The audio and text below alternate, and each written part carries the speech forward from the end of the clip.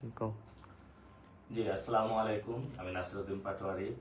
আপনাদের সাথে অনেক আড্ডা হয়েছিল, গল্প হয়েছিল, রাস্তার পাশে দোকানে চা খেয়েছিলাম।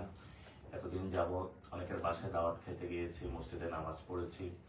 অনেকের সাথে গল্প, আড্ডা সবকিছু মিলিয়ে আমরা গত 1 মাস ধরে আপনাদের কাছে গিয়ে ক্যাম্পেইন করেছি। তো আজকে রাতে জোর করে সবাই আমাদের ধরে লাইভে নিয়ে আসছে আপনাদের সাথে একটু কথা বলার জন্য, আড্ডা দেওয়ার জন্য। পেজে নাকি দিয়ে দিয়েছে যে নাসিরউদ্দিন পাটোয়ারি রাতে লাইভে আসবেন, এর জন্য চলে আসলাম আপনাদের সাথে। এই নির্বাচনী রাত, এটা হলো আমাদের ঈদের রাতের মতন। আজকে একটু আড্ডা দিচ্ছি আপনাদের সাথে। আশা করি আপনারা সবাই ভালো আছেন। তবে কিছু গুরুত্বপূর্ণ মেসেজ আমি আপনাদেরকে যেটা দিতে চাচ্ছি, আমাদের কয়েকটা জায়গায় অলরেডি তারা কেন্দ্র দখলের প্রস্তুতি নিয়েছিল। আমরা সেখানে গিয়েছি এবং আমরা আগে বলেছিলাম এবার মায়ের আমরা আর খাবো না, এবার মায়ের ইনশাল্লাহ আমরা দিব। তো সেই জায়গা থেকে আমাদের সিদ্ধেশ্বরী কলেজে প্রবলেম হয়েছিল, সেগুলো আমরা সংশোধন এবং সমাধানের চেষ্টা করেছি। কমলাপুরও প্রবলেম হচ্ছে, ইনশাল্লাহ সেগুলো আমরা সমাধানের চেষ্টা করব। তো আপনারা জানেন যে আমরা একটা চালু করেছিলাম যে আমাদেরকে চিঠি লিখুন, সেখানে আপনারা অনেকগুলো চিঠি আমাদেরকে লিখেছেন। সেই চিঠিগুলো ইনশাল্লাহ আমি এখন পড়ার চেষ্টা করব। একজন ভাই লিখেছেন যে আনফরচুনেটলি আমি ঢাকা ৮ আসনের ভোটার না, ইভেন আমি কোনো দলও করি না, তবে আপনি না জিতলে খুবই কষ্ট পাবো ভাই, লাভ ইউ। তো মানুষের এই যে ভালোবাসা আমাকে জানাচ্ছে যে এখানে উনি ভোটার না, কিন্তু উনি আমাকে জানাচ্ছেন যে আমি যদি না জয়ী হই তাহলে উনি অনেক কষ্ট পাবেন। কেন ভাই, আপনি কেন কষ্ট পাবেন? জয় করা যায় আল্লাহর হাতে এবং মানুষ ভোট দিয়ে এই জয়টা ইনশাল্লাহ নিশ্চিত করবে। সাথে সাথে একটি বিষয় যে আপনারা জানেন, ঢাকা ৮ নয়, পুরো বাংলাদেশের মানুষ ঢাকা ৮-এর দিকে তাকিয়ে আছে এবং ঢাকা ৮-এ কি ঘটতেছে, অর্থাৎ সকালে আমি কি বলতেছি, বিকালে কি বলতেছি, এটা আপনারা আজকে মিস করেছেন। আমিও অনেক মিস করতেছি। আমিও চিন্তা করছিলাম একটু সন্ধ্যায় নেমে আপনাদের সাথে ঘোরাফেরা করব, এটা সুযোগ হয় না। অনেকেই হালুয়া, রুটি, তারপরে হলো টাকা পয়সা নিয়ে আমাদের অফিসে আসতেছেন, যারা ভোটার মহিলারা এসে আমাকে দোয়া দিয়ে যাচ্ছেন, মায়েরা এসে দোয়া দিয়ে যাচ্ছেন। তো সেই জায়গা থেকে আমি আপনাদের কাছে আজীবন কৃতজ্ঞ থাকবো, আপনারা যে ভালোবাসা আমাকে দেখিয়েছেন। কিন্তু সেই ভালোবাসাটা আপনাদের একটু ভোটের মাধ্যমে দেখাতে হবে। কালকে সকাল সকাল সবাই ভোট কেন্দ্রে চলে যাবেন, সিরিয়াল ধরে ভোট দিবেন এবং ইনশাল্লাহ আমরা নতুন বাংলাদেশ গঠনের অপেক্ষায় আছি। ইনশাল্লাহ আপু আমরা জিতবো, আপনি ভয় পাবেন না। যিনি লিখেছেন, আরেকজন লিখেছেন যে আসসালামু আলাইকুম ভাই, আশা করি ভালো আছেন। জি আলহামদুলিল্লাহ আমি ভালো আছি। আপনার জন্য অনেক দোয়া আর ভালোবাসা রইল ভাই। ঢাকার ৮ আসনে ভোটার হতে না পারার একটা আফসোস থাকবে, এটি আপনার শুভাকাঙ্ক্ষী। হ্যাঁ, পুরো বাংলাদেশ থেকে অনেকেই অফিসে এসে আমাকে বলতেছেন যে ঢাকা ৮-এ যদি আমি ভোটার ইনশাল্লাহ সামনে বাড়া হবে। তো যারা এবার ভোটার হন না, সামনে বার ইনশাল্লাহ ঢাকা ৮-এ ভোটার হয়ে যাবেন, তখন আমরা আরো বিপুল ভোটে জয়লাভ করবো এবারের চেয়ে। এবং আমাদের সামনে আপনারা অনেকগুলো চিঠি দিয়েছেন, যেগুলোতে অধিকাংশ জায়গায় আপনারা বলেছেন যে আপনারা অনেক অনেক মানুষে আমাকে ভালোবাসেন এবং ভালোবাসার জায়গা থেকে আমরা ইনশাল্লাহ ঢাকা ৮-কে একটি অনন্য জায়গায় নিয়ে যাবো ইনশাল্লাহ। আরেকজন লিখেছেন, ভাইয়া আসসালামু আলাইকুম, কিছুই চাই না ভাই, ভাই হত্যার বিচার চাইলাম। আরেক ভাইয়ের কাছে 12 তারিখ ইনসাফ প্রতিষ্ঠার জন্য আপনাকে জিততে হবে। যে আমি যখন ঢাকা ৮-এ আসি, এটা বড় একটি অন্যতম রেসপন্সিবিলিটি এবং দায়িত্বের জায়গা, শহীদ ওসমান হাদী ভাইয়ের হত্যার বিচার। কারণ ওসমান হাদী ভাই যখন আমি নাগরিক কমিটির আহ্বায়ক ছিলেন, আমার একই প্ল্যাটফর্মে সহযোগী হিসাবে কাজ করেছি। পরে ভাই কালচারাল সেক্টরে কাজ করার জন্য গিয়েছেন এবং এটা নিয়ে তার সাথে অনেক আমার আড্ডা হয়েছিল, কথা হয়েছিল। তো বাংলাদেশে আসলে এক একজন এক এক সেক্টরে কাজ করা প্রয়োজন। তো ওসমান হাদী ভাইয়ের একটি কথা, যেটা হলো জান দিব জুলাই দিব না। কারণ আমাদের অনেক 2000 ভাই শহীদ হয়েছেন, যেই ভাইগুলো শহীদ হয়েছেন এই জন্যই যাতে একটি নতুন বাংলাদেশ আমরা গঠন করতে পারি। আমি বাড্ডাতে দেখেছিলাম যে একজন সবজি বিক্রেতা সে আন্দোলনে নেমে এসেছিল। পরে আমি তাকে জিজ্ঞেস করেছিলাম আপনি কেন নেমে এসেছেন। উনি আমাকে জানিয়েছিল যে আমরা নেমে এসেছি এই জন্য যাতে আমরা একটা নতুন বাংলাদেশ পাই। আমার সংসার চালাতে অনেক কষ্ট হয় বউ বাচ্চা নিয়ে, হাসিনা আমলের ফেসিস্ট রিজিমের কারণে আমরা অত্যাচারিত, এই জন্য আমরা নেমে এসেছি যাতে আমরা নতুন একটি বাংলাদেশে যেতে পারি। এক ভাই লিখেছেন, ভাই আমি চাই ঢাকা ৮-এর নির্বাচনটা আরো 2 মাস পিছিয়ে দেওয়া হোক। আপনার আর আব্বাসের কথায় লড়াই অনেক মজা লাগে, আপনার সাথে মিট করার ইচ্ছা আছে। ইনশাল্লাহ আমাদের ফকিরাপুল পারাবাত হোটেলের আন্ডারগ্রাউন্ডে একটি গার্বেজ রাখার জায়গা ছিল, সেটা এক ভাই আমাদেরকে দিয়েছেন। এটা আমরা সুন্দরভাবে অফিস বানিয়েছি। এখানে ওসমান হাদী ভাইয়ের ছবি, খালেদা বেগম খালেদা জিয়ার ছবি থেকে সুন্দর করে আমরা গ্রাফিতি করেছি। এখানে যে কোনো সময় চলে আসবেন ইনশাল্লাহ, আমি এখানে থাকি। আমি আমাদের ইশতেহারে বলেছি আমি ইনশাল্লাহ জনতার এমপি হব, কোনো জমিদার কেউ হব না। এবং আপনি বলেছেন 2 মাস পিছিয়ে দেওয়া, ইলেকশন পিছনের কোনো আমাদের ভাবনা ওরকমের চিন্তা না করাই উচিত। কারণ ভারত এবং আওয়ামী লীগ একটা ষড়যন্ত্র করছে ইলেকশনটা পিছিয়ে দেওয়ার জন্য। আমরা তাদের ষড়যন্ত্র ইনশাল্লাহ বাংলাদেশে সফলকাম হতে দিব না। আরেক ভাই কমেন্ট করেছেন, পাগলা ভাই ভাবছিলাম কাকতালীয় ভাবে আপনার সাথে দেখা হয়ে যাবে, কিন্তু হইল না। ইনশাল্লাহ দেখা হয়ে যাবে। পাগলা 8-এর ভোটার আমি, থ্যাঙ্কস আপনাকে যে আপনি 8-এর ভোটার। ভোটটা নাসিরউদ্দিন ভাইকে দিব।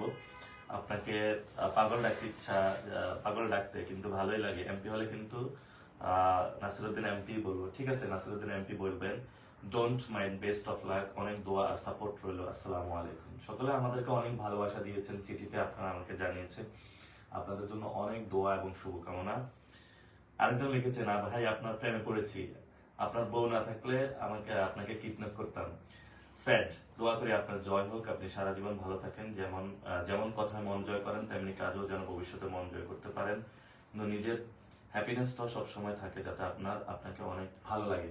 ধন্যবাদ। আমি বিবাহিত, আপনি চান্সটা মিস করলেন। এবং আমার একজন বাচ্চা আছে যার 18 মাস বয়স। তো আমার ওয়াইফের ইচ্ছা ছিল যে সে ফটোগ্রাফি করবে, এবং আমিও তার কাছে ইচ্ছা পোষণ করেছিলাম আমি রাজনীতিতে ডেডিকেশন সময় দিব। সে আমাকে সাপোর্ট দিচ্ছে, আমি তাকে সাপোর্ট দিচ্ছি। তো আপনারা যে যে পছন্দের মানুষ আছেন সবাইকে নিয়ে ভালো থাকবেন। যাকে বিবাহ করেছেন তাকে সন্তুষ্ট রাখার চেষ্টা করবেন। এবং একটি নতুন বাংলাদেশে আমরা চাই না কোনো ফ্যামিলির কেউ, আপনার যদি গার্লফ্রেন্ড থাকে সে অনিরাপদ থাকে, অথবা আপনার যদি বউ থাকে সেই কোনো জায়গায় অনিরাপদ থাকে। এই জন্য ঢাকাকে আমরা ইনশাল্লাহ এমন একটা নিরাপদ নগরী বানাবো, যাতে সবাই আমরা মিলে সবাই হাসিটুকু শেয়ার করতে পারি। একজন লিখেছেন, ভাই আপনি ভোটে জিতবেন ইনশাল্লাহ। ইনশাল্লাহ আমরা আশা করি, কিন্তু যতদিন না পর্যন্ত হাদি ভাইয়ের খুনের বিচার করতে না পারতেছেন ততদিন পর্যন্ত নিজেকে বিজয়ী মনে করবেন না, এটুকু অনুরোধ। যে ইনশাল্লাহ আমাদের প্রথম যে ইশতেহার সেটা হলো শহীদ ওসমান হাদি ভাইয়ের বিচার। আমরা এটা করতেই হবে, এবং আমরা বলেছি শহীদ ওসমান হাদি ভাইয়ের হত্যাকাণ্ডের যে বিচার আছে এটা না করে ইনশাল্লাহ আমরা ঘরে ফিরবো না। এটা আমাদের আজীবনের লড়াই। ওসমান হাদি ভাইয়ের প্রতি আমার দায়িত্ব এবং কর্তব্য রয়েছে, কারণ আমরা একই সাথে কাজ করেছি। আপনারা যদি কেউ আমাকে নাও বলতেন, আর যদি আমি এখানে এমপি ইলেকশন নাও করতাম, তারপরেও শহীদ ওসমান হাদি ভাই হত্যার বিচারের জন্য আমি মাথাটা থাকতাম। এটা আমার দায়িত্ববোধের জায়গা। যেদিন ভাইকে খুন করা হয়েছিল ওই দিন কিন্তু আমি মাঠে ছিলাম, এবং আমি বলেছিলাম আমার ভাইয়ের রক্তের প্রতিশোধ ইনশাল্লাহ আমরা নিব। সেটা হলো ব্যালট রেভলিউশনের মাধ্যমে। আগামীকালকে ইনশাল্লাহ আপনারা সবাই ব্যালট রেভলিউশনে একটা জয়ের মধ্য দিয়ে আমাদের এই ঢাকা 8 আসনে ইনশাল্লাহ সেই জয়যাত্রা শুরু হবে। আসসালামু আলাইকুম রহমতুল্লাহ। প্রিয় ভাই, দোয়া করি আপনি, আমি আপনার জন্য দোয়া করি। আপনার ভিডিওগুলো আমি দেখি, আপনার বক্তব্য শুনে আমার খুব প্রিয় ব্যক্তি আপনি। জি, থ্যাংক ইউ। আপনাদের ভালোবাসা এইভাবে সব জায়গা থেকে আপনারা আমাদেরকে ভালোবাসা দিচ্ছেন, আপনাদেরকে অনেক শুভকামনা। আমিও আপনাদের জন্য দোয়া এবং প্রার্থনা করি, এবং আমিও চাই আমিও আপনাদেরকে অনেক বেশি ভালোবাসি। ঢাকা 8-এ যারা মানুষ আছেন, শুধু ঢাকা 8 নয়, পুরো বাংলাদেশে যেভাবে আপনারা আমার ভিডিওগুলো শেয়ার করেছেন, আমাকে উৎসাহ দিয়েছেন, উদ্দীপনা দিয়েছেন, নিজেকে সৎ থাকার জন্য আমাকে আহ্বান জানিয়েছেন, আপনাদের জন্য অনেক দোয়া এবং ভালোবাসা। এবং এই ভালোবাসার মধ্য দিয়ে ইনশাআল্লাহ বাংলাদেশকে আমরা গড়ে বিশ্ব মঞ্চে নিয়ে যাব, যে বাংলাদেশটার আমরা স্বপ্ন দেখেছিলাম। জি, একজন বলেছে, লাভ ইউ ভাই, থ্যাঙ্কস।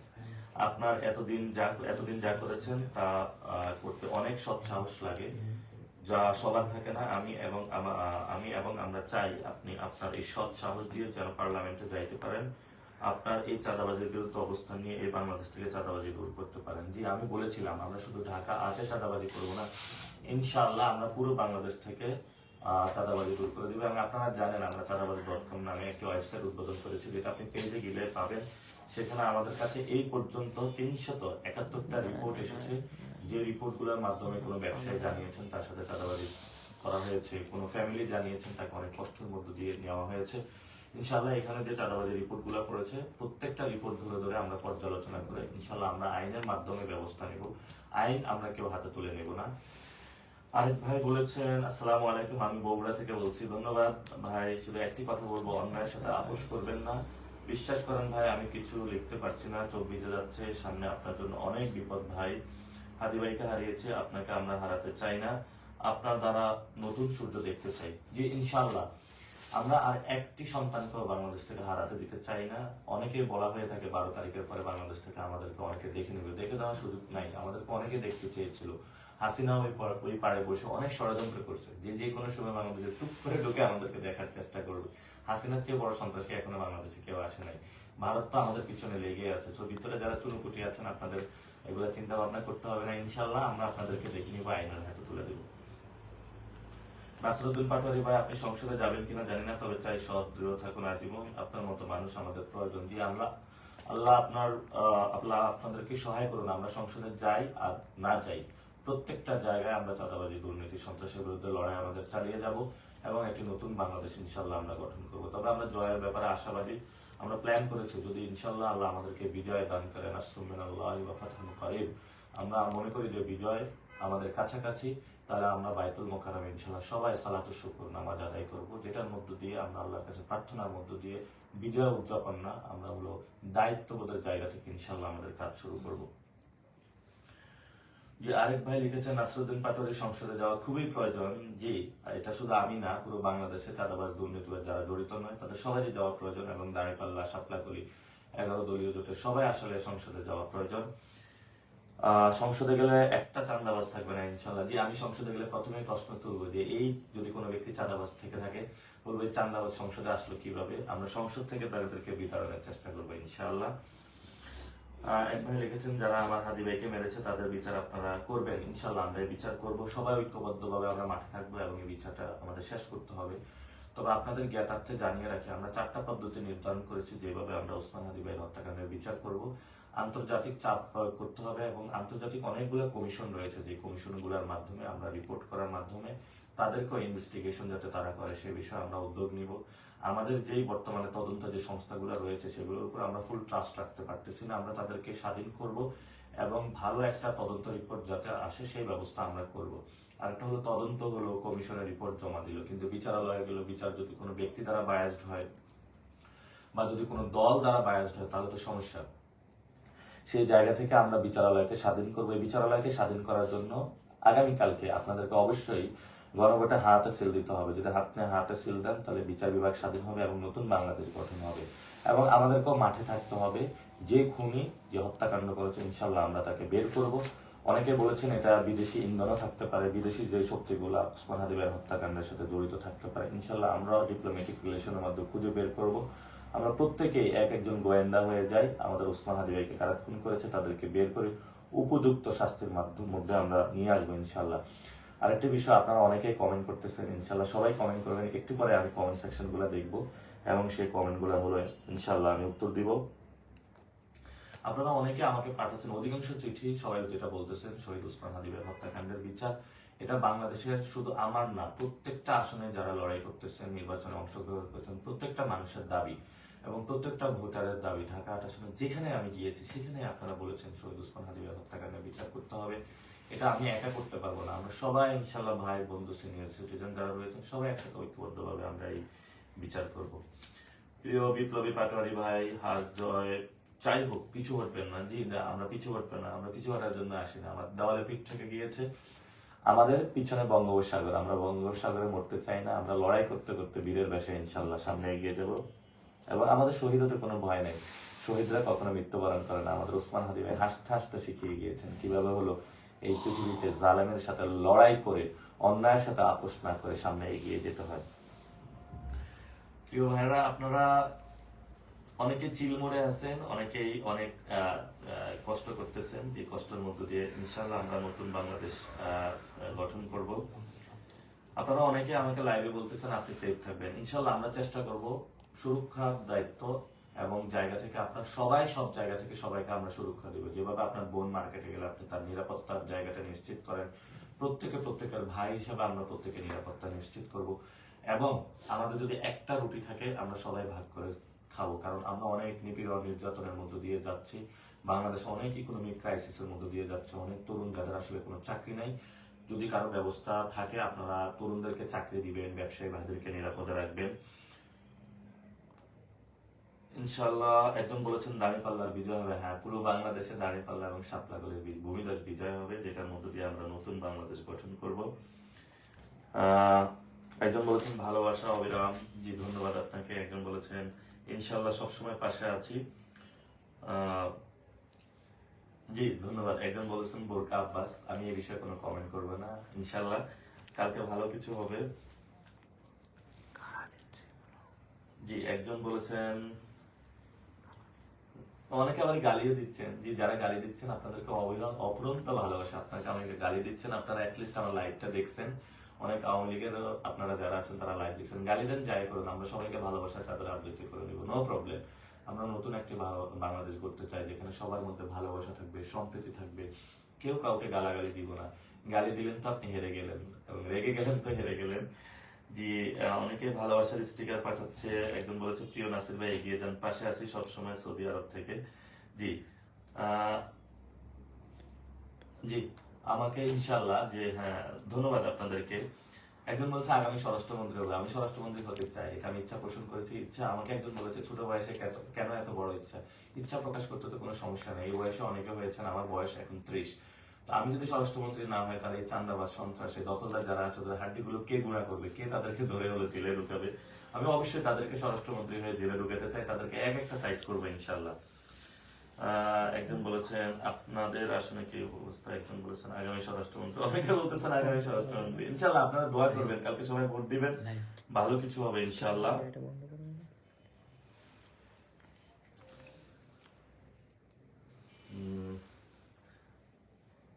জি, একজন বলেছেন, যে আমার এলাকায় চাঁদাবাজি। হ্যাঁ, শুধু ঢাকা আটা শোনান না, পুরো বাংলাদেশে বিভিন্ন জায়গায় চাঁদাবাজি হয়, আমাদের চাঁদাবাজি বন্ধ করতে হবে। এখন আমি আপনাদের একটা গুরুত্বপূর্ণ বিষয় বলছি, কেন আমাদের চাঁদাবাজি বন্ধ করতে হবে। দেখেন, চাঁদাবাজি, সন্ত্রাসী, দৌরাত্ম্য যে রয়েছে এবং দখলদারিত্ব, এটার মাধ্যমে কিন্তু একটা দল পলিটিক্যাল ফাইন্যান্সিং চালিয়ে থাকে, অর্থাৎ এটা একটা দলের রাজনৈতিক, অর্থনৈতিক উৎস। সেই জায়গাটা যদি ভেঙে দিতে পারি, মাসল পাওয়ারের রাজনীতি এবং তাদের অর্থনৈতিক এই সাম্রাজ্য, তাহলে আমরা নতুন বাংলাদেশে নতুন ভাবে গড়তে পারবো। আপনি চিন্তা করেন, 2100 কোটি টাকা ব্যাংকের ঋণ খেলাপি নিয়েছে, সেই লোকটা এসে রাজনীতি করতেছে, নির্বাচনে দাঁড়াচ্ছে, সে তো সবাইকে টাকা দিয়ে কেনার চেষ্টা করতেছে। তা আমি মনে করি যে বাংলাদেশে সবাই ভদ্র হয়ে গিয়েছে, কেউ ভোটের জন্য টাকার কাছে বিক্রি হবে না। আপনারা সবাই তাদের কাছ থেকে টাকা নিবেন, তারপরে শাপলা কলিয়ার দাঁড়িপাল্লাতে ভোটটা দিয়ে আসবেন। তো আমি আপনাদেরকে যে বিষয়গুলো বলবো, যে আপনারা অনেকে আমাকে জিজ্ঞেস করেছেন যে নাসিরউদ্দিন পাটোয়ারি টিভির স্ক্রিনে দেখেছেন, খবরের কাগজে দেখেছেন, এবং অনেকেই হলো আপনারা সোশ্যাল মিডিয়াতে দেখেছেন, যে আসলে নাসিরউদ্দিন পাটোয়ারি কি, কেন, অথবা কি চায়। এটা আমি আপনাদেরকে একটু ক্লিয়ার করব। অতীতে আমি কি সংগ্রাম করেছি, কি ইতিহাস আমার। আমার জন্ম চাঁদপুরের শাহরাস্তিতে, সেখানেই আমি বড় হয়েছি, গ্রামীণ। আমি দাখিল পাশ করেছি, তারপরে দারুন নাজার সিদ্দিকিয়া কামিল থেকে আলিম পাশ করেছি। আমি ঢাকা আলিয়া থেকে কামিলও পাশ করেছি, এবং সাথে সাথে শুধু তাই না, আমি ঢাকা বিশ্ববিদ্যালয় থেকে বিবিএ এমবিএ কমপ্লিট করেছি। মেজর আমার মার্কেটিং ডিপার্টমেন্ট ছিল।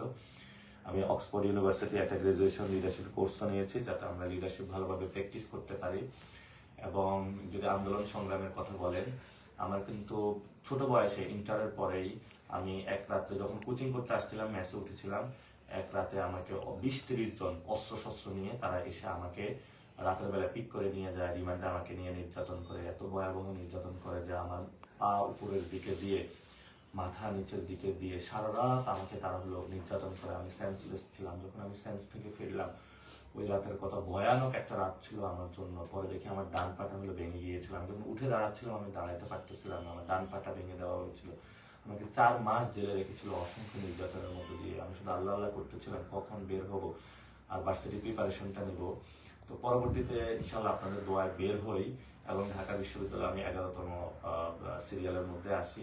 আমার অ্যাটাচ ছিল শহীদ মুক্তিযোদ্ধা জিয়াউর রহমান হল।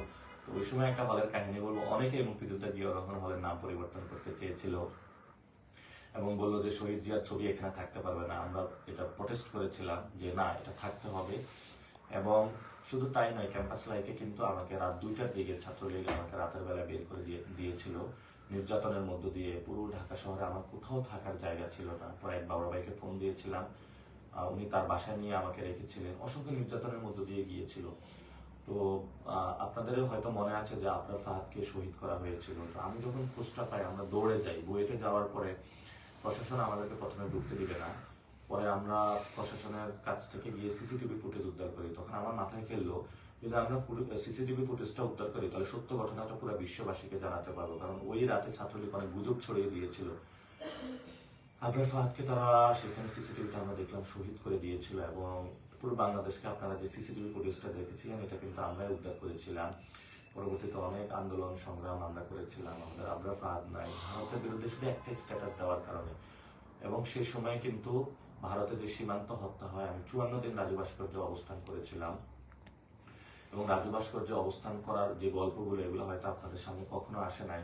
রাতের বেলা আমার তারা যে জায়গায় আমি থাকতাম, 4 পাশ দিয়ে ট্রাক ঘুরাতো, যাতে আমি ঘুমাইতে না পারতাম। আমি বালুতে এত বাজে অবস্থা হয়েছিল আমার, পরবর্তীতে আমার অপারেশন করতে হয়েছিল। এবং বিভিন্ন সময় তারা হুমকির মধ্যে রেখেছিল। এক রাতে হলো আমাকে উঠিয়ে নেওয়ার চেষ্টা করা হয়েছিল, কিন্তু আমরা দমে যাইনি। সেই জায়গা থেকে আমরা উঠে দাঁড়িয়েছি। যখন কাশ্মীরের আন্দোলন হচ্ছিল, আমরা তাদের পক্ষে দাঁড়িয়েছিলাম, প্যালেস্টাইন মুভমেন্টের পক্ষে দাঁড়িয়েছিলাম। আমাদের পুরো জীবনটাই আমরা ব্যয় করেছিলাম ক্যাম্পাস লাইফে। 200 জন ব্যক্তি দাঁড়িয়েছিলাম লাখ লাখ ছাত্রলীগের বিরুদ্ধে, যে বাংলাদেশে যারা ভারতীয় রক্ষী বাহিনী, হাসিনা এবং ছাত্রলীগ, তাদেরকে আমাদের বিদায় করতে হবে। আমরা 2018 সালে চেষ্টা করেছিলাম, সেই সকল সময়ে কিছু মানুষের কারণে আমরা সেটা সক্ষম হইনি, কিন্তু পরবর্তীতে ইনশাল্লাহ আল্লাহ আমাদেরকে 2024-এ সাকসেসফুল করেছে। আমার খুবই কষ্ট লাগে যে আমরা যখন দেখি শহীদদের তালিকায় এখানে কুলি, মজুর, শ্রমিক, এবং আমি ওই দিন শহীদ মিনারে জানাজার নামাজ পড়তে গিয়েছিলাম। তো যিনি শহীদ হয়েছেন তার মাথার মধ্যে খুলি হলো গুলি করে উড়িয়ে দেওয়া হয়েছিল অর্ধেক, এবং চাপাতি দিকে তাকে কোপানো হয়েছিল। এবং তার ওয়াইফ আমাকে বলতেছিল যে আমার 3টা বাচ্চা আছে, ওরা যখন আমার কাছে জিজ্ঞেস করে আমি তাদেরকে কোনো উত্তর দিতে পারি না। এটাই হলো আসলে বাংলাদেশ। তো ভাইরা আমার, আমরা অনেক অসহ্য যন্ত্রণার মধ্যে দিয়ে এসেছি। আমি সেই সাভারে শুনেছিলাম একজন মুরগি বিক্রেতা, তার মাথার মধ্যে গুলি করে পুরা মাথা দ্বিখণ্ডিত হয়ে গিয়েছিল, এবং শহীদ ওসমান হাদি ভাইকে যে গুলিটা করা হয়েছিল, এটা এই পাশ দিয়ে ঢুকে ওই পাশ দিয়ে বের হয়ে গিয়েছিল। আমাদের সামনে অসংখ্য ভাইয়ের লাশ আমরা হাতে ধরেছি। আমাদের যেটা এখন জীবন আছে এটা বোনাস জীবন। এই বোনাস জীবনে আমরা কি চাই? আপনারও লাইফটা বোনাস জীবন। তো 24-এ যখন আমরা মাঠে ছিলাম, কখনো স্নাইপার গুলি করতে এসেছিল, আমাদের পাশে আমাদের অনেক ভাই লুটিয়ে পড়েছিল। আমাদের তো এই জীবনটা থেকে আমরা কি শিক্ষা নিয়েছিলাম? একটি নতুন বাংলাদেশ আমরা গঠন করব। আমরা যখন সরকার গঠন করেছিলাম পুরো বাংলাদেশের মানুষ, ছাত্র জনতা সরকার, সেখানেও আমাদের যে এক্সপেকটেশন ছিল আমরা পাইনি। পরবর্তীতে একটি দল বললো, আন্দোলন শুরু করলো, নির্বাচনে যেতে হবে। আমরা নির্বাচনে এখন অংশগ্রহণ করতেছি। এই নির্বাচনের মধ্য দিয়ে আমরা বড় কোনো এমপি মন্ত্রী কোনো কিছু হয়ে যেতে চাই না। নির্বাচনের মধ্য দিয়ে আমরা একটা নতুন পরিবর্তনের ডাক দিতে চাই। 24-এর গণ অভ্যুত্থানে আমরা বুলেট রেভলিউশনের মধ্য দিয়ে গিয়েছিলাম। আমি বারবার আপনাদেরকে বলি, আগামীকালকে এই যে 12 তারিখে যে ভোট কেন্দ্র যাবেন, আপনারা একটা ব্যালট রেভলিউশন করবেন, যেই রেভলিউশনের মধ্যে গণতান্ত্রিক পদ্ধতিতে শেখ হাসিনাকে পরাজয় করবেন, ভারতকে পরাজয় করবেন, চাঁদাবাজদের পরাজিত করবেন, সন্ত্রাসীদের পরাজিত করবেন, দখলদারদের পরাজিত করবেন। কালকে ভোট কেন্দ্র যাবেন, আপনাদের অনেক ভয় দেখানোর চেষ্টা করবেন। সকাল সকাল ভোট কেন্দ্রে যাবেন, ভোট দিবেন, ভোট কেন্দ্রে দাঁড়িয়ে থাকবেন। কেউ যদি ভোট কেন্দ্র দখলের চেষ্টা করে, ডাকাতির চেষ্টা করে, আমরা 5 তারিখে যে গণ অভ্যুত্থানে নেমেছিলাম সেভাবে সবাই তাদেরকে আমাদের প্রতিহত করতে হবে। আমরা কাউকে ভয় পাই না, আমরা এক আল্লাহকে একমাত্র ভয় পাই, যিনি আমাদেরকে জীবন দান করেন, মৃত্যু দান করেন।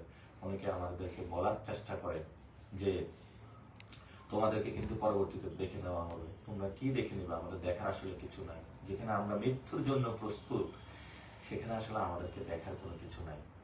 তো আমার ফ্যামিলিতে আমার সন্তান আছে একজন। ও আমাকে যখন আমি বাসায় যাই বাবা বাবা বলে ডাকে, কিন্তু আমি সবসময় তাকে রেসপন্স করতে পারি না। এবং ও যখন জন্ম হয়েছিল সি সেকশনে, আমার 1 ঘন্টা লেট হয়েছিল। সে পায়খানা প্রস্রাব খেয়ে ফেলেছিল। আমি তার কাছে আজীবন ঋণী। তো আমি আমার সন্তান কোনোদিন যদি আমার এই লাইফ থেকে দেখে, আমি তাকে একটা বলতে চাই যে মা, তুমি এমন একটা জায়গায় বড় হও, অন্যায়ের সাথে কখনো আপোষ করিও না। যে জীবনে তোমার বাবা হয়তো তোমাকে সময় দিতে পারেনি, কিন্তু তোমার বাবা অসংখ্য মানুষের ভালোবাসা পেয়েছে, অসংখ্য মানুষের কাছে গিয়েছে। তোমার বাবা লড়াই করেছে এমন একটি বাংলাদেশের জন্য যেখানে তুমি নিরাপদ থাকতে পারো, ভালোভাবে পড়াশোনা করতে পারো। আমার আব্বা আম্মা হয়তো আমার আজকে লাইভ দেখছেন। আব্বা আম্মা, আমি কখনো আপনাদের মুখের সামনে গিয়ে বলতে পারি নাই যে আপনাদেরকে ভালোবাসি। সত্যি আমি আপনাদেরকে অনেক বেশি ভালোবাসি। আজকে লাইভের মাধ্যমে বলে দিলাম। আমার পড়াশোনার সহপাঠী যারা সহযোদ্ধা বৃন্দ, আপনারা জানেন যে আপনাদের সাথে আমি দীর্ঘ সময়কালীন চলেছিলাম। কখনো কথাবার্তা হয়েছে, কখনো ঝগড়া হয়েছে, কখনো আনন্দ হয়েছে। কেউ কখনো ভুল ত্রুটি হলে ক্ষমা করে দিবেন, কারণ আগামীকালকে কি হয় আমরা জানি না। আমরা সর্বোচ্চ জায়গা থেকে যে কোনো ভোট ডাকাতদের আমরা প্রতিহত করতে যাব, এবং নতুন বাংলাদেশ ইনশাআল্লাহ আমরা গঠন করব। তো সবাই অপেক্ষা করবেন না, ইনশাআল্লাহ আমরা আগামীকালকে বাংলাদেশে নতুন কিছু একটা হতে যাচ্ছে, ব্যালট রেগুলেশন। সবাই দ্রুত চলে আসবেন ভোট কেন্দ্রে। সবাই মোবাইল প্রস্তুত রাখবেন। কোথাও কোনো অনাকাঙ্ক্ষিত ঘটনা হলে আপনারা সেগুলো ভিডিও করে পুরো বাংলাদেশ এবং বিশ্বতে ছড়িয়ে দিবেন। লাস্ট যে কথাটা বলে শেষ করবো, প্রিয় প্রবাসী ভাইয়েরা, আমার অনেকে লাইভ দেখছেন, দূর প্রবাসে আছেন, আপনার আত্মীয় এখানে পড়ে আছে, আপনার মনটা বাংলাদেশে। আমরা জানি, আমি প্রবাসী ভাইয়ের সাথে কাজ করেছি। আপনারা আমাদেরকে সাপলাকলিতে ভোট দিয়েছেন, দাঁড়িপাল্লায় ভোট দিয়েছেন, 11 দলীয় জোটকে ভোট দিয়েছেন। আপনারা অনেক ভালোবাসা বাংলাদেশের প্রতি দেখিয়েছেন। আমরা আপনাদের সাথে আছি। আপনারা এটা মনে করবেন না যে বাংলাদেশে যারা আছে তারা আমাদেরকে দেখে না, জানে না। প্রত্যেকটা আপনাদের ভিডিওগুলো আমরা দেখার চেষ্টা করি, কষ্টগুলো আমরা শুনি। ইনশাআল্লাহ নতুন ভাবে বাংলাদেশ গঠনের প্রস্তুতি নেন, হতাশ হবেন না। আগামীকালকে ভালো কিছু করতে যাচ্ছে ইনশাআল্লাহ। সবাই ভালো থাকবেন, সবাই দোয়া করবেন। ইনশাআল্লাহ সবার সাথে আবার মাঠে দেখা হবে কালকে সকাল থেকে। ইনশাআল্লাহ সবার সাথে দেখা হবে। সবাইকে আসসালামু আলাইকুম ওয়া রাহমাতুল্লাহি ওয়া বারাকাতুহু।